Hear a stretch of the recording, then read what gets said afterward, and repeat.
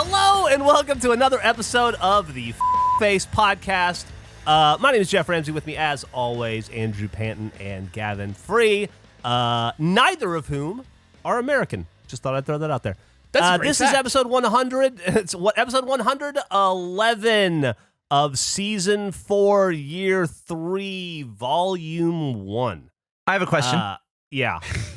Well, I sort of opened Discord maybe 10 minutes ago, and there was no one in here. So I'm wondering, did we have some extremely short pleasantries again? Dude, let me tell you about the pleasantries.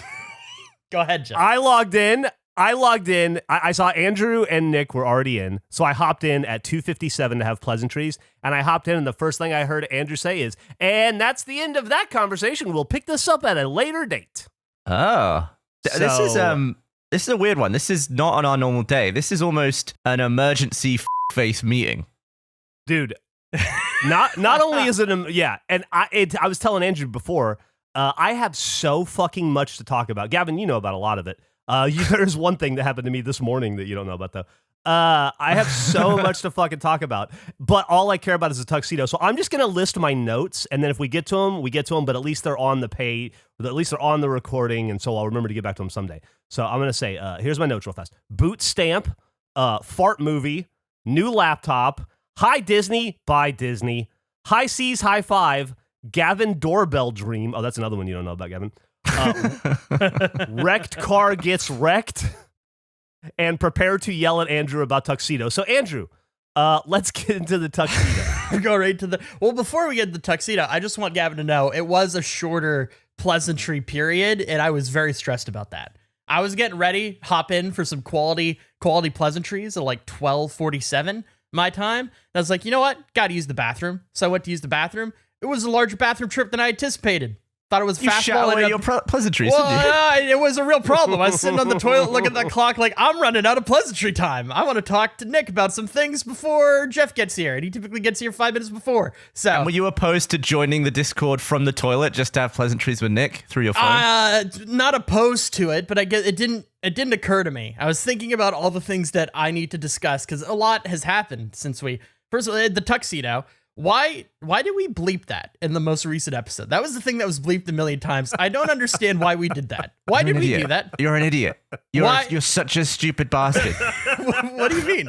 I don't understand how this is my fault. Because that came out before the freaking auction. And that's the exact conversation I was trying to have with you, where you were like, oh, with this, we don't have clearance to land. I was like, that episode hasn't come out yet. We still have time to bleep it. What's amazing to me is that when I proofed it, there weren't any bleeps. So I don't know, when it got bleeped, there was a missing bleep, and a tuxedo came out. Yeah, so but it didn't come out hard. It only came out to the people who were paying extra attention. Right. It was like an extra, well, I mean, so the tuxedo itself ended up being one of the last items in that block of auction period. So it was on Thursday. The auction started on Tuesday.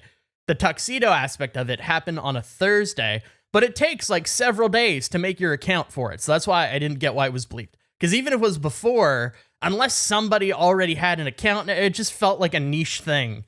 So I didn't know why that happened. But I guess so. You were saying it shouldn't have been bleeped because it takes so long to get an account. Yeah, like even though possibly the auction could have happened if our lot was on Tuesday. I didn't realize how it worked at the time. But also it takes several days to like get approved. You have to send in a lot of stuff. It's a whole process. It takes you several days. Who knows if it takes an average person several days? No, it takes everybody. I mean, you have to Nick fucking has supplied some more info. He said, only on first for a few hours, unfortunately. Eric made the call on the day we turned in the final version, so it was a mad dash to edit. So Eric said, day of, it needs to be bleeped? Is that what you're saying?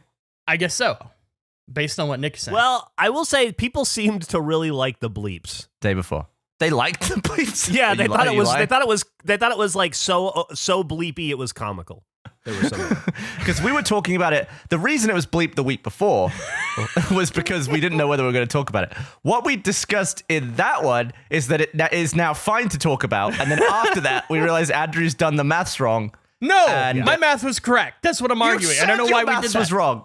Well, you yelled at me. It's very possible I did, but I don't think we needed the bleeps. I think it doesn't matter. Get away from the bleeps. I just don't. They weren't. By the way, just for the audience that is desperately trying to understand what the fuck is going on, This is the Jackie Chan tuxedo from the movie Tuxedo that we were going to buy at auction. We got Rooster Teeth to agree to let us spend up to $3,000 to buy the tuxedo, which they expected to go for $2,000. And then we put it in Andrew's incredibly capable hands. And I knew in the moment we agreed to do that, it was a mistake. So when I feel like I was the one that was pushing for this idea the hardest. And I thought it would be so funny for us all to watch the auction together and we could bid on it and go through the highs and the lows of trying to secure it. That was my vision for it. Literally every other person involved with this show was out. They were away. So it was just me by myself. And that was terrifying because I got given the Eric card, which by myself is a lot of responsibility. It was very terrifying to add that to my account. And I had an all-time dumb moment where Eric sent me the card as two images, like the front of the card and the back of the card. And he sent me the photo of the front, and I was putting that in, and I instinctually grabbed my phone and looked at the back of it to put in the bottom, the back of the card. Like, I didn't swap photos. I'm so used to like looking at a card and then just twisting it over for the verification number. I physically looked at the back of my phone. So that's a great start. Then I went into the auction because this is Tuesday and our lot is until Thursday. And I thought, I've never like experienced this before. It could be fun to just kind of get a feel for it and see what like maybe I can learn a strategy from this. And so I'm not really paying attention. And the item up is like some outfit from Star Trek, like one of the Star Trek shows. Oh. And it's expected to go between like $600 to like $1,000 or something like that. And I looked and it was currently at $20,000 was the bid active. And I wasn't really paying attention. Then I thought I bumped my keyboard and I was convinced that I placed a $25,000 bid on a piece of Star Trek memorabilia. So that was terrifying. I thought I died. I had to quadruple check, make sure I was all good. That was fine. Void that. So then I was scared to even open the auction. I have until a question. Tuxedo time. Go ahead. My headphones went off for about 2 straight minutes there. What did I miss? Andrew may or may not have accidentally bid $22,000 on a Star Trek outfit. Oh, okay. So we're not at the tuxedo yet? No. Oh, okay, sorry. All right. Before we get to the tuxedo, I just want how would you guys feel? I'm just hypothetically throwing this out there. How would you feel instead of if we got the tuxedo, we had like a variety of maybe smaller items that were kind of show related and fit as just, I wanted to read on that because I was told I could spend to the cap. So if we had extra money after the tuxedo, or if we just missed entirely, I could still try to acquire things. Well, I wouldn't say there was any hint of approval for that. I asked for it and I got approval. I talked to Eric. I would say it's not worth spending the money on smaller things that we're not as passionate about, unless it's something that really fits. Like, the only thing I was interested in was the tuxedo. So I guess it would depend on what the other stuff is. So there's a variety. I put some of them in the chat. They made, for the Fast and Furious movie, a Dom Toretto license with Shrek on it for some reason. I thought that was great. They were actually auctioned off the bowling hat, pins, and balls from the bowling scene in the Flintstones movie. It's like that show specific. The thing I was most excited about is right after the tuxedo was the baseball outfit from the Twilight movie in the baseball scene, which is one of the greatest scenes in that whole series. We're kind of a baseball show, so I thought we had room. We're not really a Twilight show. No, but I mean, we're kind of a baseball show, and it's an iconic baseball equipment baseball podcast. Scene. Yeah, and that's a baseball equipment. I'd say uniform and all that. So it got to auction day. I made a strategic decision on this. What are you laughing at, Jeff? I fucking hate you. Why do you hate me? I'm just telling you what happened. I'm You son of explaining a all the bitch. details. If this doesn't end in us getting that fucking tuxedo and we end up with the goddamn Twilight merchandise. Thousands of dollars on something else, haven't you? That's what you've done. No, I'm not saying any. I'm just trying to get to where we're at. So I made a realization. I did my research because I was the only one that showed up, and it was my responsibility. I was told strictly cannot go over 3K. That's the max, not a penny over. Doesn't mean go to 3K. No, it's not what I did. You're just making assumptions of what happened. So I made the choice. Because Gavin, before you tell us, do you predict we're gonna be pleased with what you've done or not? No spoilers for that. Yeah, but let me ask you a question. Go ahead. Am I gonna have to use my founder card to smooth stuff over after this? I don't think so. For a split second, I thought that was a special credit card that you have, and then I realized what you were saying. Well, I am a member of the Founders Club, which does give you a card, which gives you discounts on hotels. But this is more like founded the company, and I can get us out of a jam if I need to. Right. I really hate doing that, though. No, I would. If I would have spent $30,000 on Star Trek merchandise, though, I would expect you to use the founder card to literally murder me. That would be fine. I'd approve that decision. But so what I learned in the auction is that there's a minimum bid, and then there's their projected windows for bids. And I think, Gavin, you've said that you've used this site before, so maybe you know about this. I don't know. But essentially, the minimum bid is below what their lowest expected amount is. But unless the bid hits the lowest expected amount, they will not sell you the item. They will just not offer it to you. So I think the lowest... Exactly. So I think the lowest bid you could place on the Tuxedo was $1,000, but their lowest entry point to buy it was $2,000. Now there's also fees. There's like 30% in like additional charges based on how much your bid is. And then there's taxes and there's shipping. So I did the math and I determined that essentially the most we could spend is $2,000, which is the floor for getting the Tuxedo itself. I would have paid the extra if you would have texted me. I told I also talked about this last time. Yeah. I warned you that we would need more than that. Yeah, and that we all agreed. Gavin and I both agreed. We said we'd put money in. Well, you weren't there, first of all. And second of all, I'm always a text away. I was told specifically not to cross 3,000. Your issues with Eric, it is not with me. I was told to not cross 3,000. So I put 2,000 in.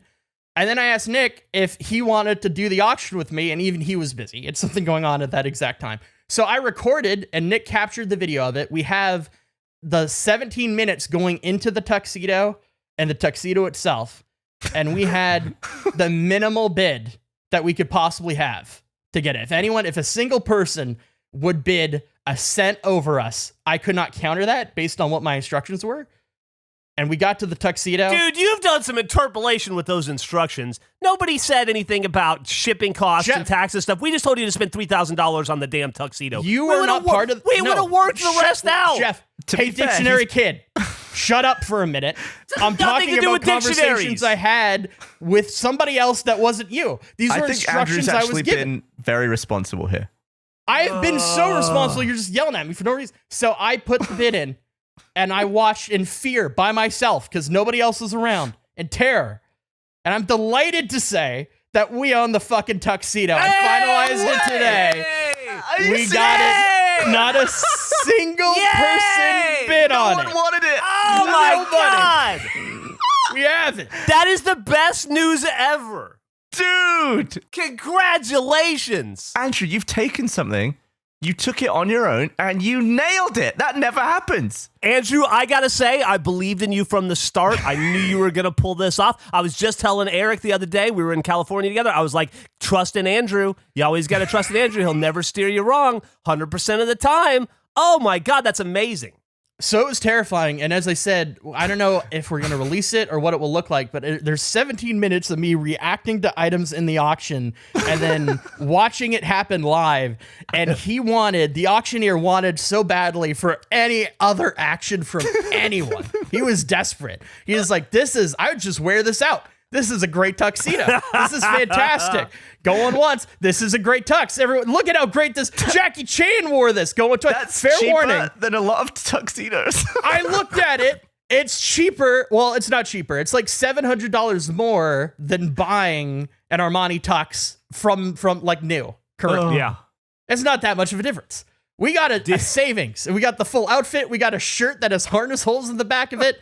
We're missing a few buttons, but we can make it work. Can you imagine buying that tuxedo just in a store and then they offer you a $700 upgrade to Jackie Chan's one? You would do it, right? It's not that much more. That's great. I love the idea of them offering that as an option of like, okay, so you could get this one, or Jackie Chan has worn this $700 more. What do you think? Jackie Chan did kung fu in that tuxedo, and we own it now. Yeah. Oh, we own the one from the movie. And it's not even a situation where it sounds like there were multiples, like this was the one. This is what they used. This was the fucking thing. So that was exciting and terrifying. I was just sweating, yelling like fucking hit the gavel, hit it. Cause like stall. Why are you stalling? Why? Like he kept stretching it out. Dude, yeah, it was terrible. It was very exciting. I had it in my head that we were going to end up with like a catcher's mitt from Twilight and Dominic Toretto's Shrek driver's license. And I just wanted, in my head, I'd already worked through it. We were just going to put it on display just like we were going to do with the tuxedo, but it was just going to be like in a glass case all bundled together that just said, not the tuxedo. Well, I genuinely was excited about the Twilight baseball thing after it, but it went for $4,000. So it went way over. It was huge. Like people, it's an iconic scene from that movie. Yeah, I also had the thought of like, okay, and I have it. I'm the only one here that knows that. How much do I want to fuck with you two about the fact we missed it or not? A tremendous amount, I would imagine. What could I do? A little bit, but I didn't want it to be like so exhausting that you weren't even excited that we got it. Like I felt like there was a fine line of like reverse salad creaming of where I did the right thing, but I still fucked it up. Dude, I didn't think you had it at all because Jeff and I had to trick the universe yesterday into hanging out at the last second, and we were both pretty convinced that we didn't have it. Yeah, that's true. Oh man, but we did knock off a bucket list thing yesterday, and we filmed it. Did you? Oh yeah. Shall I post it in the Discord? Yeah, might as well. But let me just say, did you make a pizza? All kidding aside, Andrew. I know a second ago I did the funny thing where I was like, I talked about how I always believed in you and I never doubted you for a second.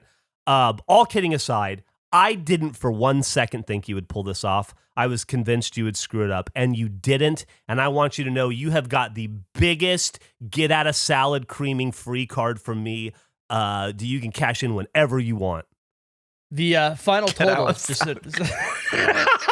you've got to like get out of Greg free card where like next time, whatever it is, I don't care. I will turn the other cheek. Between the fees and the shipping and everything, it costs like $2,700 for the tuxedo. That is a so bargain. We even went under the cap, so we're great. That is a bargain. But I'd love to see what bucket list. I'm assuming it's the pizza would be my guess. No. Oh, okay. Well, first off, let me just say this. I mentioned kind of hilariously that Gavin and I tried to go to Vegas together for a vacation, and I was going to go to the NBA Finals. And Emily got COVID, and so 2 days before the trip, we had to cancel, right? Well, in the back of our heads, it was okay because 2 weeks later, I had this trip to VidCon in Anaheim that I had to go do a panel at, which if you don't know what VidCon is, you're lucky. Don't look it up. You don't need to know. It's not a fun time. Although I did get to experience Eric Badur experience VidCon for the first time. I wish he was here to talk about it. It was really funny watching his unfiltered opinions of everything that was going on. Anyway, so because of that, I said, "Hey, Emily, let's go back." We went to, before the pandemic started, we went to Disneyland with Vanessa, who's one of the early she's one of the people that got the original bats, Emily's best friend and her husband. And so we planned to use my work trip to go to Disneyland. And so went down there. They were going to meet me the next day. Emily got in, flew down. I did my panel for VidCon, got out of my panel, met Eric. We did a podcast, a different podcast, just the two of us for a non-face podcast. We did the animal one. Got out of that podcast. Emily called me and was like, Henry collapsed. He had a heart problem. We have to go back home. And we immediately got on a plane and went back to Austin. Henry's fine, by the way. He's okay. So we had to leave in the middle of the trip, and I'd never stepped foot in Disneyland, and we had to come home. But we made lemonade because Gavin and I went jet skiing on Sunday. I see you've posted a video. Oh yeah. I meant to say Gavin and I went jet skiing, and then at that point in my head, the video would play for everybody. Okay. But you probably have to hit play. Oh yeah, you want me to hit play on this? Okay, I'm anticipating this being a certain thing. I'm going to watch this. It's 8 seconds. Don't wait for us. We're good.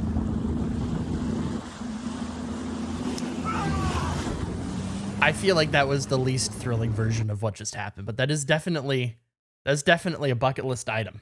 That is a high seas high five, buddy. Gavin and I did a high five on jet skis. And that cheer, that like shout from me after it happens, that isn't me cheering. That's me screaming in agony because it hurts so much. Even at like 5 miles an hour, which I think is the slowest I can go on that thing. It hurt so much. My hand hurt for like 4 hours after we went. I kept looking over and he was like, he shook it for the rest of the day. So we're working our way up though. That's a 5 mile an hour high five on jet skis. Yeah. Yes, that's the final attempt. We did it 3 times. The first time we did definitely hit each other. The one before that, we high-fived and I immediately crashed into Jeff's jet ski, which caused Emily to like rock back and accidentally stop recording. Oh no! So next time we don't have video of that. We do, but this was we do. Yeah. I feel like that's the better video, honestly, than the one. But this was the much better high five, the one that Gavin showed. Yeah, but I feel like the footage is better for the other one than just this is just like it's good, but it's not. I don't know. So the next step is we got to hit ramps. We're gonna do it in the air. That's a huge step. What do you mean? That's the next step. I feel like there's so many steps between those two things. What about aiming for like 7 miles per hour instead of adding air? Oh, here's another one. Is this another one? Is this the crash one? This is one where I yell at Emily. You're coming up, you got a terrible angle. So you're riding up. Oh, that's a good one again. There's a little bit of. No, I that think was this is a. That was the bump, and then Emily almost fell off and stopped recording back. And what you can't see really in that one is that I'm like stuck sideways at the beginning because for some reason the jet ski turned off. So for the run up of that, I'm trying to figure out how to turn on my jet ski again. That was fun. Yeah, I mean it looks great. I think it's a great starting point. We definitely now know that this is possible. Oh, super possible. Super possible. Working out the specifics. Good proof of concept. Fantastic. Yeah, it's a great way to put it. The most badass bike stunt starts with the smallest of bunny hops. It takes a little bit of time. Yeah, work your way up. We're going to get there. Mm-hmm. I can't wait.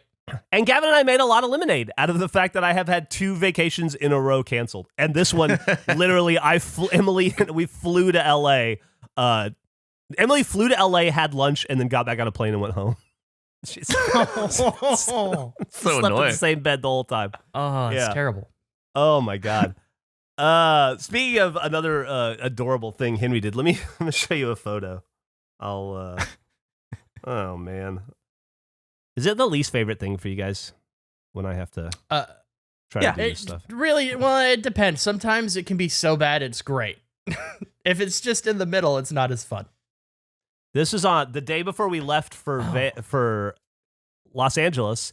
I was working on my laptop and I set it down on this little leather bench by my bed.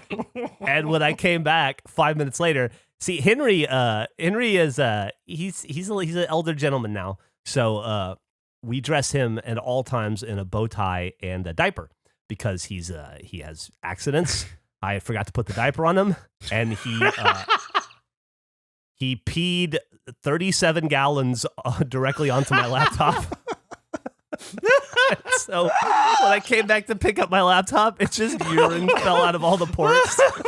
That's so much piss. That's a colossal amount of piss. Can we also talk about how unironically the picture's the wrong way as well? Yeah. Well, it's me. I was thinking about the classic Jeff photo. So I had to buy a new laptop that day. That guy. No. Yeah, just dead. Oh no. Straight up dead. He didn't mean it. No. I can't. That's so much. It looks like a Rorschach of piss, like the way that it bends and. Out of all the places for the pee, I'm glad it was on my laptop. I got a piss boil autobiography.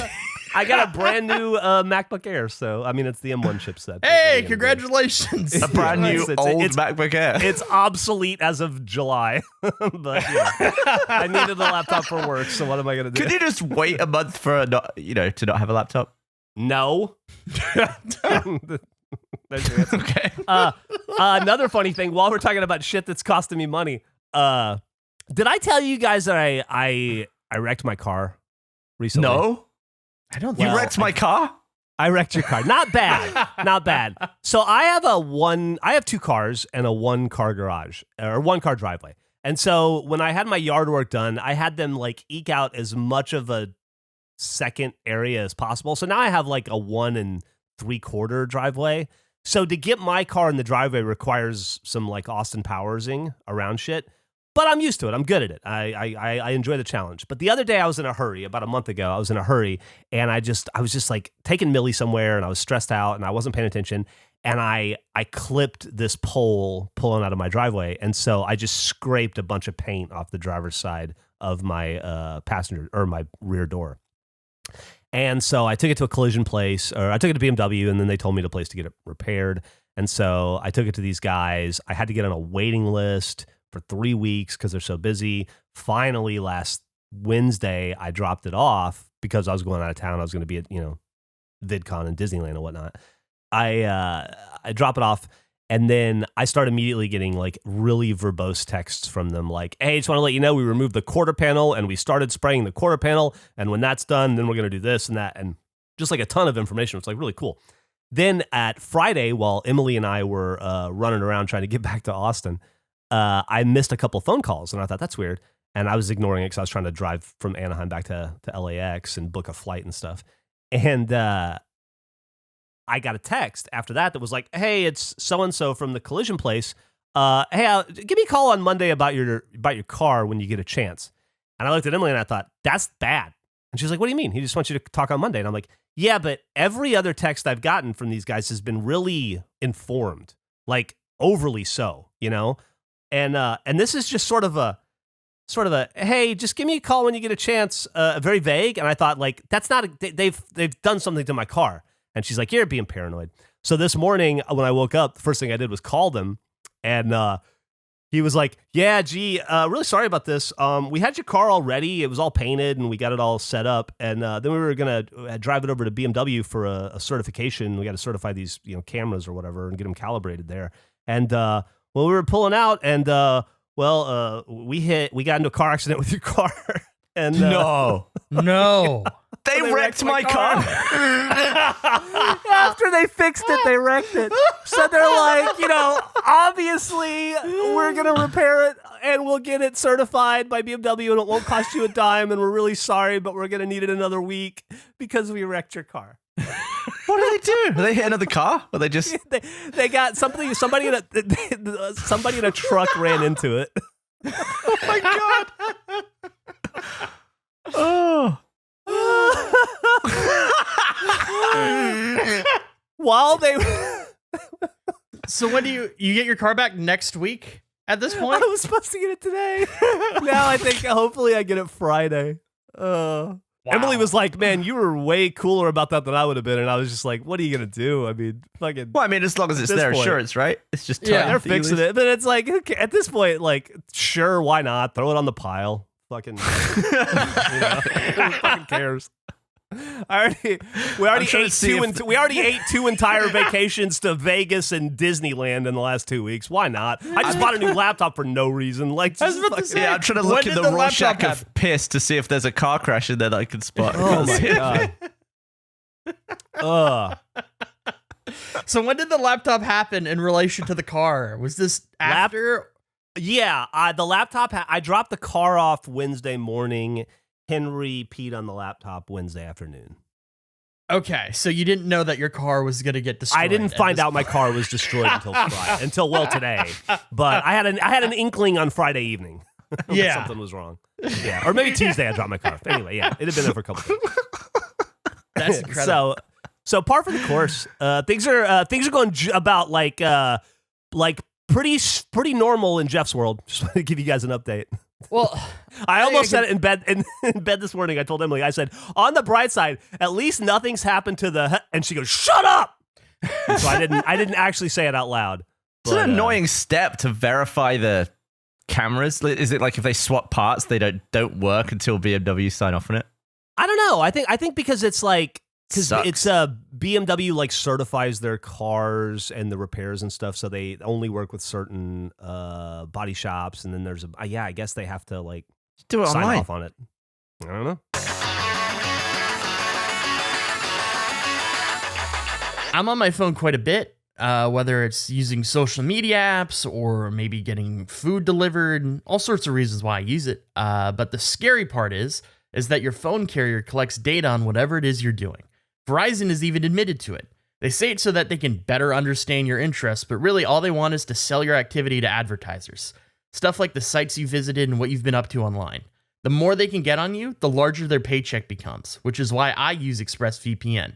ExpressVPN is an app that prevents your phone carrier from being able to see the sites that you visit and sell it off to third parties.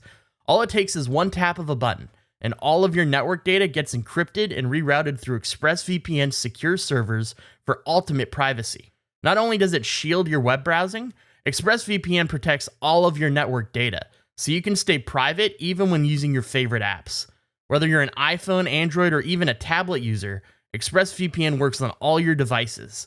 The best part is one subscription can be used on up to 5 devices at the same time. I have my whole family using ExpressVPN too.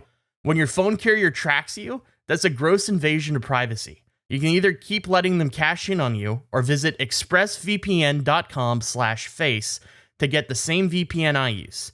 Take back your online privacy today and use my link to get 3 extra months free.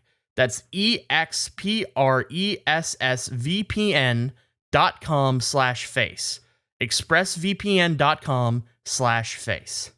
You know what sucks is when you're on like a walk or working out in some capacity and your earbuds won't fit. Like I have it where I'll be enjoying a podcast or listening to music and I've got standard ears. It's not an ear issue and they just won't fit. Like they keep popping out or you feel like you have to adjust them.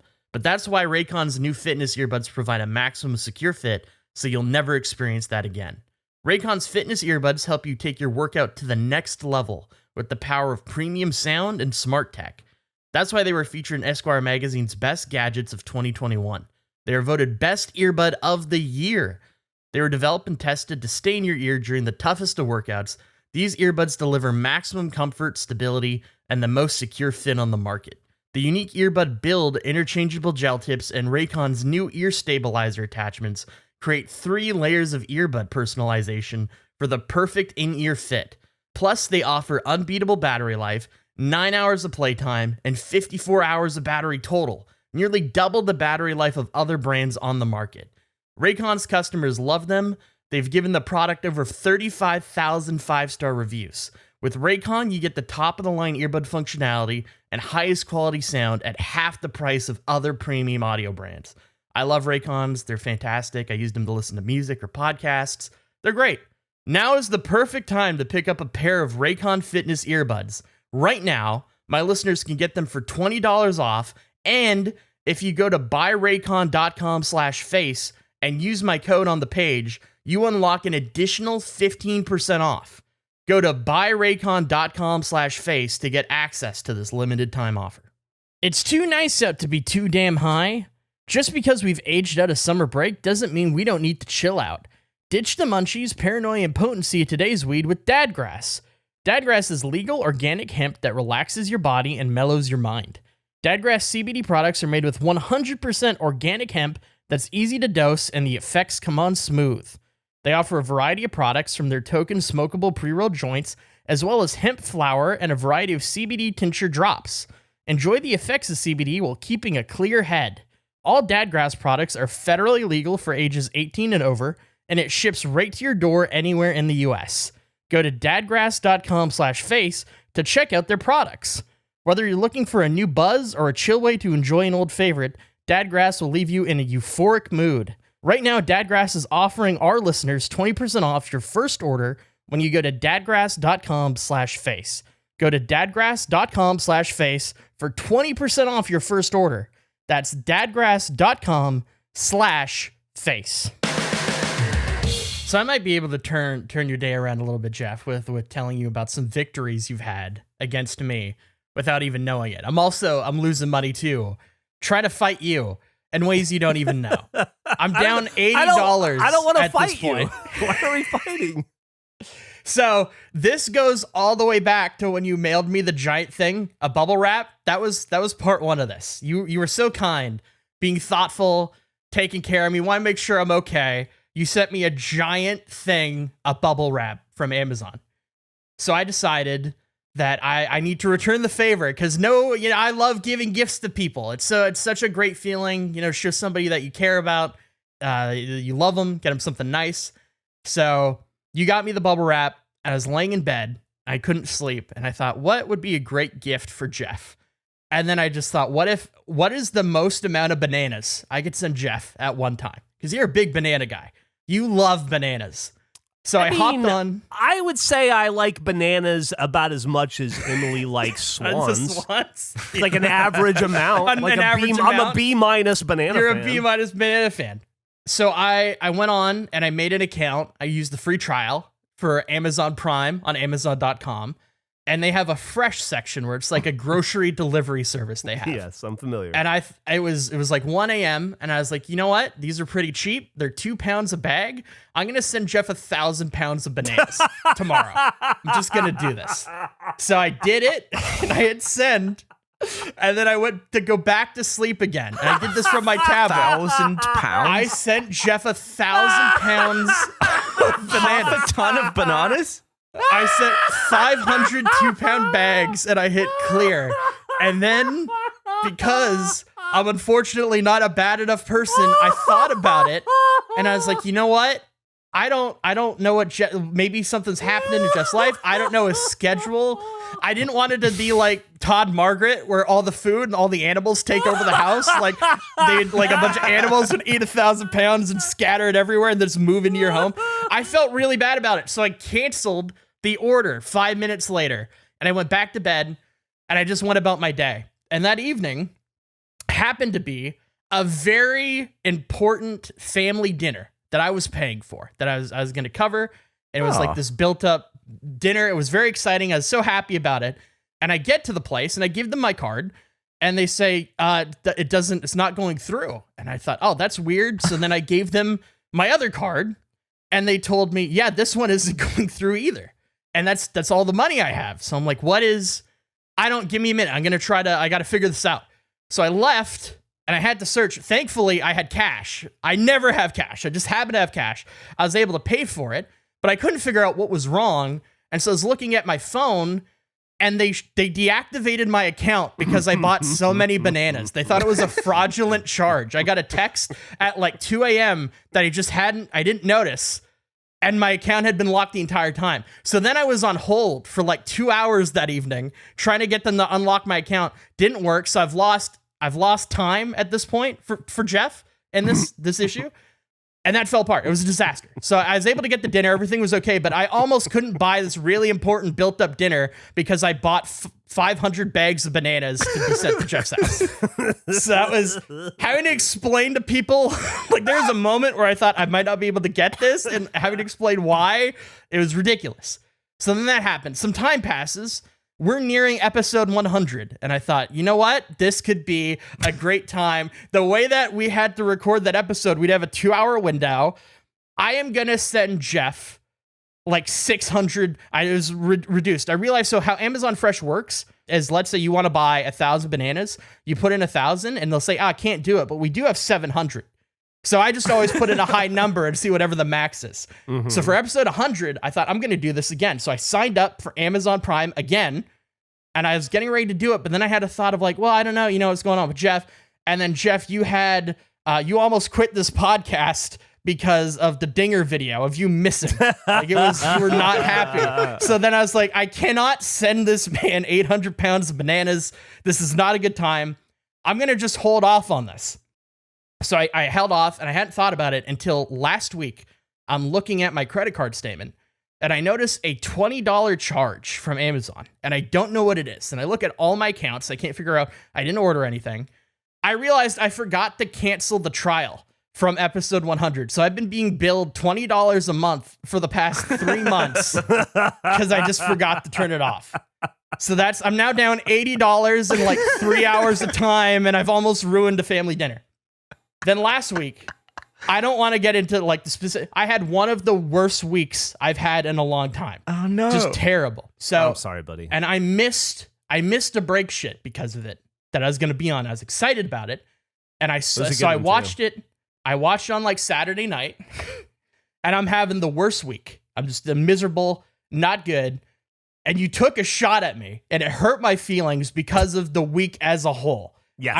I was angry. Well, that's how I felt with the dinger video. I was just I was at a weak point and you took a shot at me when I wasn't prepared. What shot did I take? I'm very sorry. Eric played the soundboard, and then you said that's as much as Andrew contributes normally. And I was like, I fucking hate you. Because it's tough, and I try really hard on that show. And that's like one of my anxiety points is because you guys have so much more experience. Something you are frequently nervous about just because it's live and it's hard to get words in and all that. So I was mad at you, and I thought, this motherfucker. And I've just had a bad week. So I thought, oh, you know what this guy loves? He fucking loves swimming pools. He loves swimming. What can I do? What can I do to the kindness of my heart? I noticed last time I was on there, they sold gallons of water for 89 cents each. And I was like, oh, you know what? I want to be really nice to Jeff. I'll buy him some water for his pool. So when his pool gets there, he'll have the water to put it in. Let's buy some water for Jeff. And so I went to load up as much as they could. And since 100 in that time, they have changed their system. I could only send you a max. Everything had order amounts to it. I couldn't go for the max. I can only send you 3 gallons at a time. And I couldn't regularly schedule it. So I wanted to send you 10 gallons of water every day for the month of July, but they would only let me send 3 per week.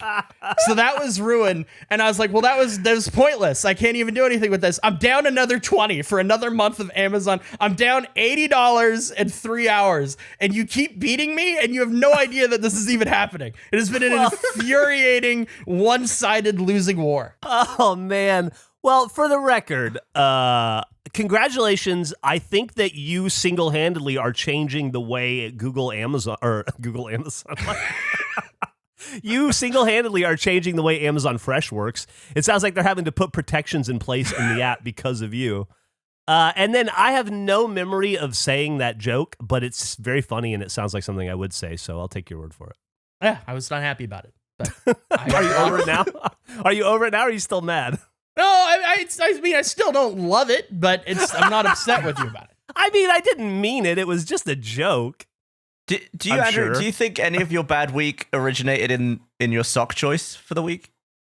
Oh, maybe I need to get into socks because I'm not a socks guy. So maybe, what are the updated results of your sock wearing? Pretty okay. Just been still avoiding those red new ones. Yeah, you still haven't tried them? Still not going to use them.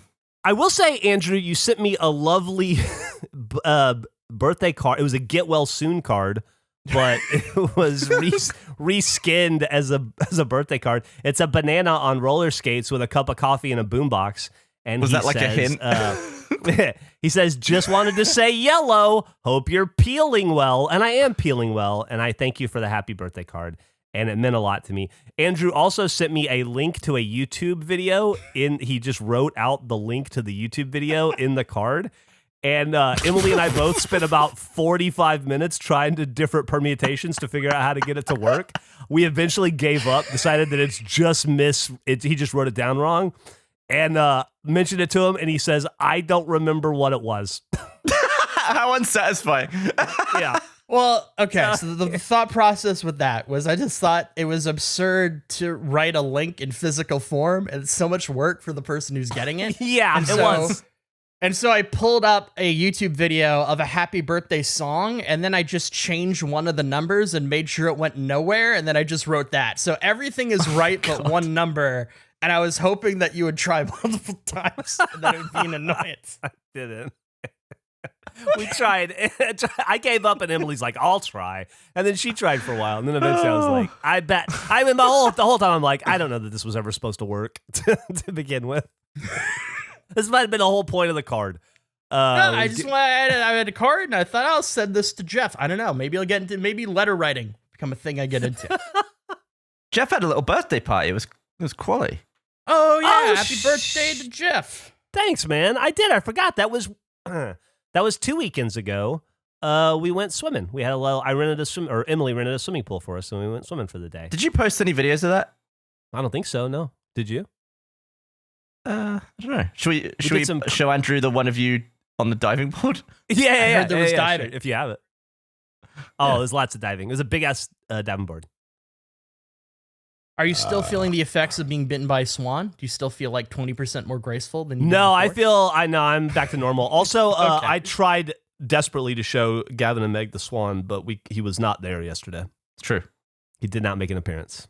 Are we waiting until? Are you uploading I think the video? we're waiting for. Okay. He's looking for his phone. I did get this. I'm very excited. Oh, about this. hey, congratulations. Thank you. Oh, it's gonna be in the Slack. Oh, Okay. Yeah, file size too big. It's just too powerful. I'm excited. So is this you? Because you dove through a ring last time, right? Was the last diving video we got of you? What type of dive are we looking at here? I don't even know. There was that much diving that you can't recall? We just There's so dove. many I varieties. dove for like 4 hours straight. At one point, I dove all my limbs through individual little hoops. Gavin had the dive of the day. The absolute dive of the day. We had this. Well, watch this and then, yeah. Okay, I'm going to watch this. Oh, it's a slow motion Jeff dive. Doing a little wave, little Queen's wave, transition, amazing form. Looks like you missed the pool entirely. Oh, there we go. There's the water. It's like an infinity pool with a diving pool on the other side. So it I just looks see. Like, it just looks like I fell off the world. It does. It looks like you just vanished. That should be a 7-second clip. I'm not sure why it's a minute long, but that's pretty much it. Just like untrimmed it. It was fun. I've never experienced a cheer so big in my life. Like we were just trying to do like funny dives after a while, like diving through the rubber rig, and then there were these little like tossed, like what was it, ring toss hoops? Yeah, it was like blow up ring toss for like a floating flamingo. Yeah, and then suddenly there was just like 4 of them floating in the diving area. So I did a little springy dive, jumped straight up the air, and then tried to thread both legs and both arms through the hoops, and I just came crashing down on them, and I couldn't really tell what happened. And then I realized as I was slowly floating to the surface, being pulled up by the hoops, and I arose from the water with one on each limb, and everyone was just like, ah! It was a really big accomplishment. He currently is the world champion at limb spear. Which is the name I just gave it right now. I did it. I was like, we'd been trying it for a while. My best was 2. I got both legs in. Emily got 3, 2 arms and a leg. And then Gavin showed up and just nailed it. And then he floated to the top like in slow motion. It was really cool. I wish we'd have been filming that moment because it was definitely the dive of the year. Gavin has dive of the year, hands down. In 80s and 90s movies where the movie ends on a freeze frame with like the main guy smiling and everyone around him celebrating, it felt like that moment. It felt like the first freeze frame moment of my life. I would actually love to see a like strictly like looked at, viewed dive of the year competition. I want there to be a dive of the year. Like I want to be able to see there's a leaderboard of what dive of the year is. A dive of the year every year would be fantastic. Maybe that's something we should get into. Declaring the official dive of the year. Yeah. Are you a dive guy, Andrew? No, I wouldn't say I'm a dive. I enjoy falling. The falling part is fun, but not a dive. It's the coordination. The lack of coordination is really the issue with me with the dive. But the jumping off of a thing, always good. Yeah, that was my first experience with a bouncy diving board. It was very fun. Really? Yeah. Hey, sorry, go as ahead. opposed to what? Well, I was just like, what do you mean a bounce? Like, are there like a rigid one? Like, you know, if you're like at a high dive pool or something, it's just like a big solid one instead of a springy one. Yeah, and this is so I consider myself pretty familiar with diving boards. I realize this is like the diving board you would find at a public pool in the 80s. That's like extra springy, like extra springy. It's got like, it's like twice the size of, like, you think of a diving board in a backyard pool and you go like boing, boing, and you go in, right? This thing's got handrails. It's like 3 times as long as a regular diving board. Like, this is a diving board we've been, I think, probably illegal in the city of Austin, but this is out in the fucking boonies, which is why we rent it. And we go out there and dive a lot. You can get, I don't know, you can get a good 15 feet in the air off this diving board if you're jumping hard enough. Like, it is fucking serious. Yeah, I rewatched the video. The spring is insane. I don't think I've ever seen a board with that much spring to it. And then the pool that it dives into is like 12 feet deep, so you can get really nice and fucking into it. It's good. I like that I have no concept of the pool that you actually dive into. I haven't seen a single actual dive from the angle that you have. It was funny because I was just diving pretty much throughout the day, but like everybody else had to work their way up to diving off that diving board. Trevor, all those guys were like, oh, I'll give it a shot eventually. And then once everybody did and they realized how much fun it was, you couldn't keep them off. It's great. Hey, I had a dream about you last night, Gavin. Yeah. It's not good. So what? Yeah, go ahead.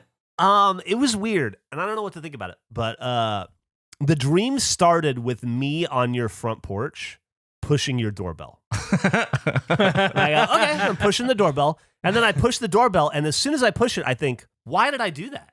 And then I look down, and I'm like, why am I on Gavin and Meg's front porch? Am I bringing something to them? And I look around, and like, I must be delivering something to them. And I look around, and I got nothing. And I'm like, did I forget it? What did I forget? What was I bringing? Am I even bringing something? Was I supposed to tell him something? What am I supposed to tell him? And then I thought, oh no, what time of day is it? Is it even like an appropriate time to ring their doorbell? And I look at my watch, and it's 9 a.m. And I think, is 9 a.m. appropriate? Is it too early? It's a little early. And then I'm like, how did I get here?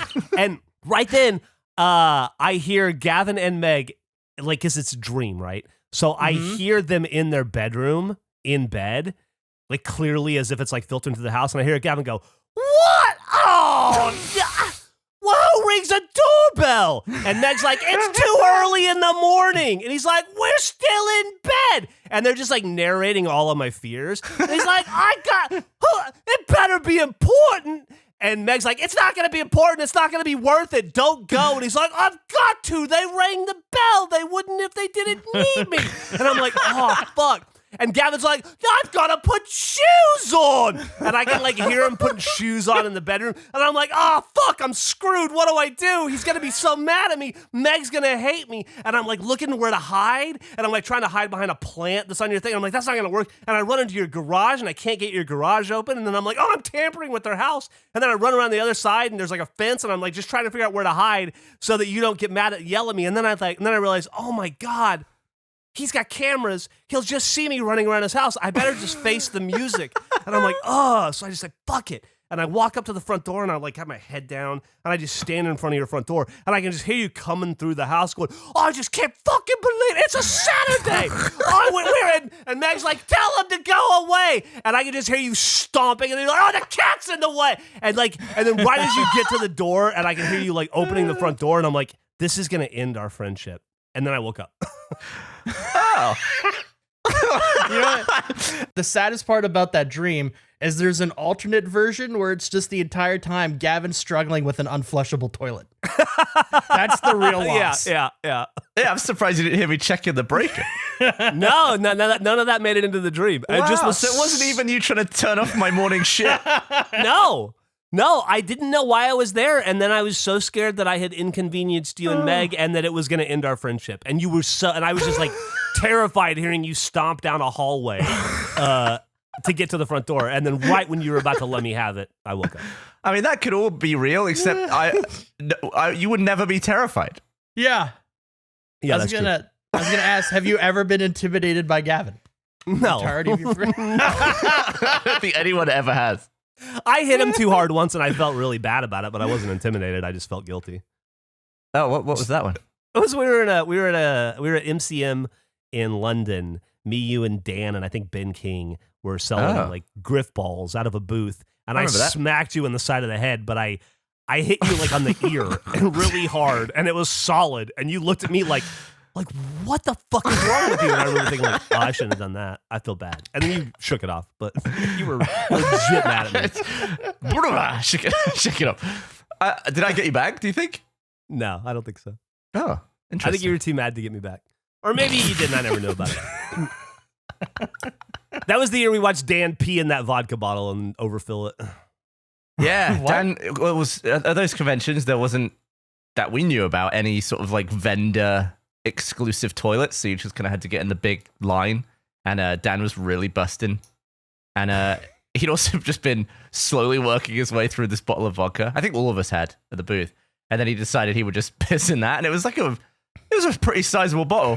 Yeah, but he underestimated the size of his bladder, and he completely brimmed this bottle, and he didn't know what to do. So he was just he's like, what do I do, B? I'm not stopping. He was like, oh no, and then he just ended up with like the bottle cap in one hand, the bottle in the other. Both of his hands went up, and he just had to like ride it out. He was just pissing on the carpet.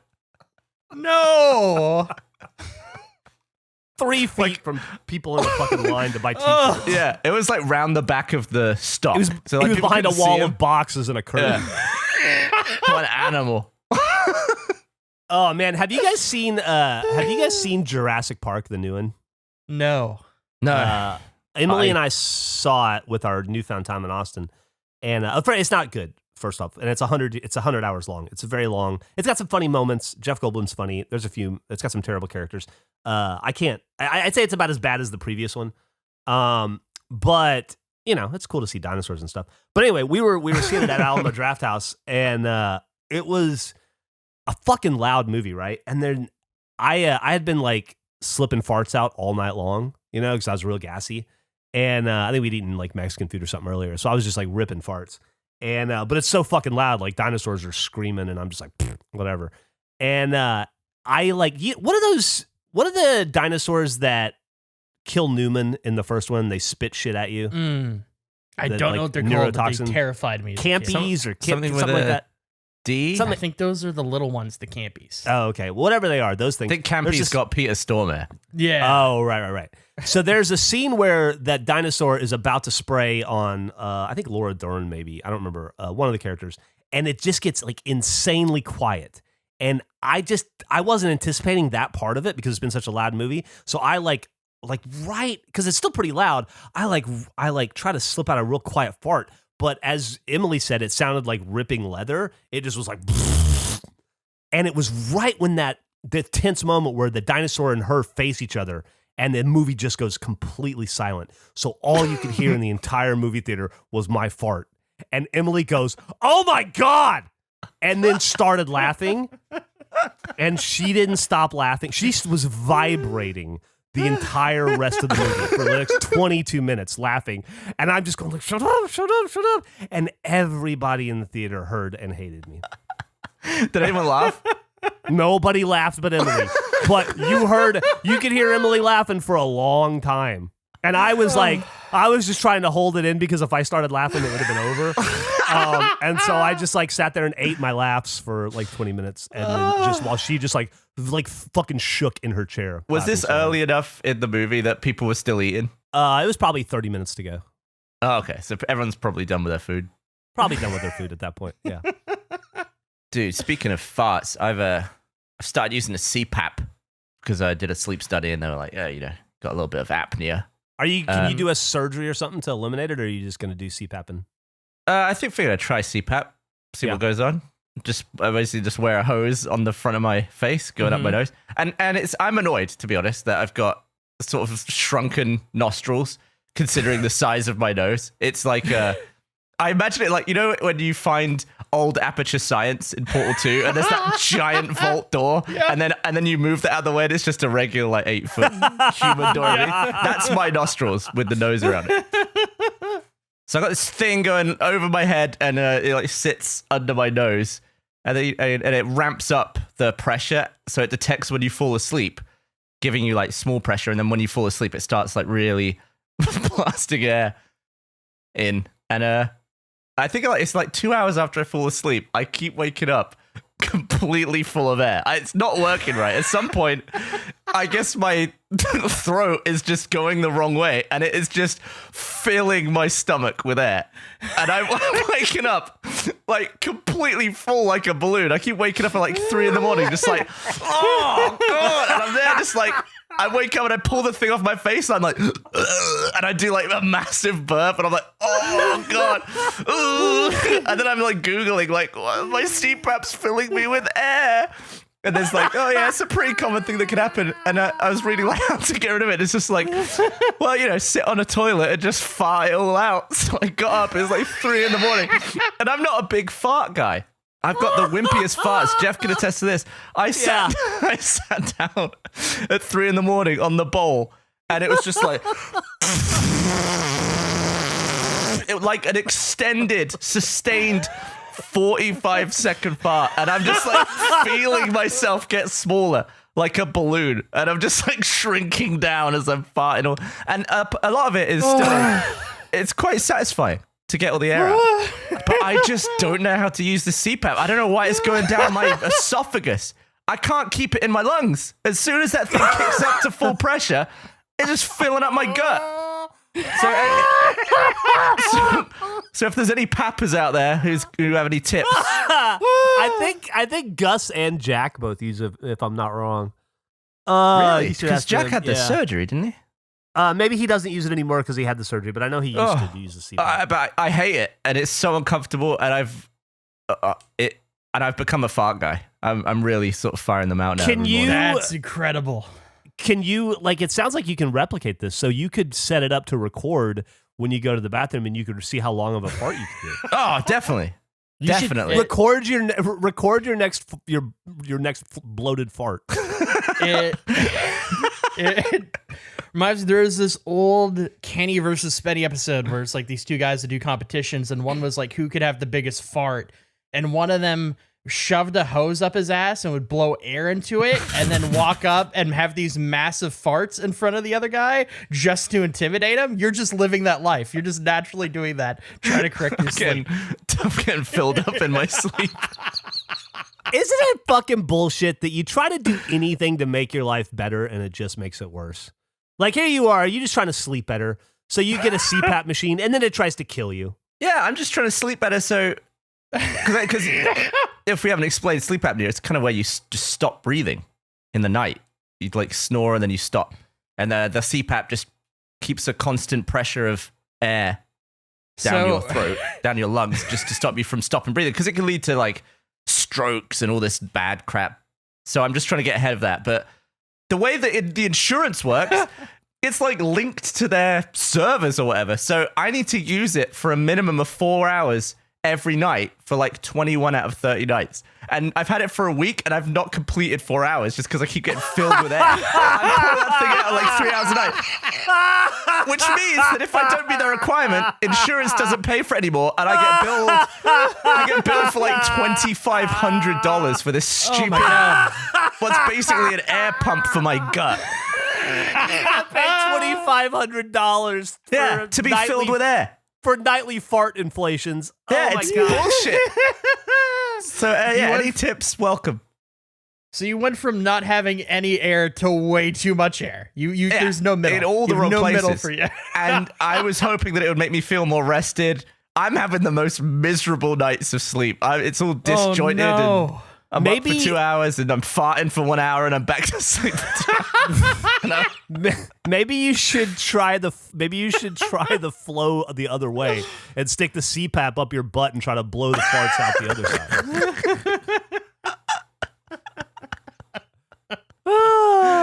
Wow, this was quite an episode. We covered a lot of ground. I guess we should probably stop because Nick asked us to, and I respect Nick in a way that I can't, Eric. So let me just say, Gavin, for your CPAP fart revelations, thank you.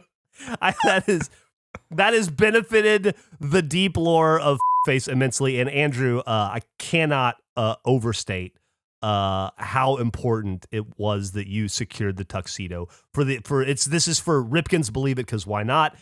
New lines of business. There's no telling. Maybe we'll recreate the tuxedo shot for shot with Gavin in the tuxedo.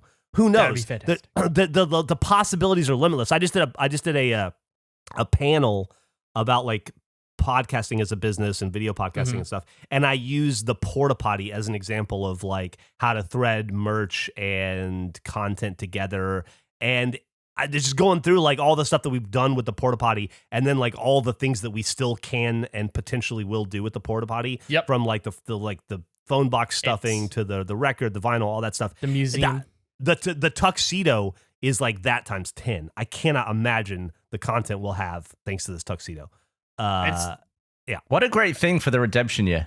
What a great thing. And I'm telling you, you gotta get out of Greg free card with me, buddy. Anytime you want it. I'm excited to have that. I'm gonna remember that. I'm gonna keep that in my pocket. It's gonna be a clear thing. You could have shut me down. Like that could have ended the tater tot thing right there. You could have just been like, boom, got the card. I'm excited to use that one day because I absolutely am gonna need it. Undeniably, there will be more Gregging in the future by me. I like that we ended up with potentially 2 items for our museum. I don't know what's going to happen with Gavin's CPAP machine. If he needs to get a new machine, I think that's a fantastic museum piece. Well, also, we'll have the waveform of him farting, and we'll be able to display that in some way. My he CPAP records costs it. more than the freaking tuxedo. It looks like a heart getting adrenaline shoved into it. The waveform of it is just massive spikes. Do you think that in the universe of the show, the tuxedo had a CPAP in it? Like that he could have deployed whenever he needed? I don't think he slept in it. It did everything. He just had to turn It the did. dial. He had to turn the dial to CPAP. I still want to know what mashed potatoes mode is. I'm still thinking about it. They never explain. What, the dance? Well, yeah, it's probably Was that the mashed potatoes? I thought that was just dance. No, there was like a variety of options that they never use in the movie. Mashed potatoes is one of them. a mashed potato is a dance, but it could just be a fun. Wait, it is? It is, but mashed it doesn't mean it had to be that dance. It could have been anything. If you hadn't blown it with the director, we could have asked him on this podcast. Well, maybe this tuxedo is another bridge, I Dude. could extend another olive branch. Yeah, just be like, hey, just want you to know we now own the tuxedo from the tuxedo. Also, one quick question. What was mashed potato mode? I think that was one of my last email I sent him had a variety of questions. That was one of them, I believe. Was what is it and how were they decided? All right, well, I guess we should probably wrap up. Potato dance. Thank you for listening to another episode of the Face podcast. I hope you've enjoyed it. This has been a lively one. If you did enjoy it, or maybe you just, I don't know, accepted that it happened. Maybe you are totally ambivalent towards it. Maybe you didn't even think it was a particularly good episode. Either way, lie about it and tell somebody it was great. And then give us a bunch of stars. Bye. This dance sucks. Hey guys, Major League fan Jack with a prediction of what is happening on next week's episode of Face. Once again, the boys are behind, so here's a few guesses. Gavin lost his passport. Penton still won't go to Vegas. How do we clean the tuxedo? Let's promote Jack. It's time for a new challenge. And once again, Andrew does not eat the pencil. All that and more on next week's episode of Face.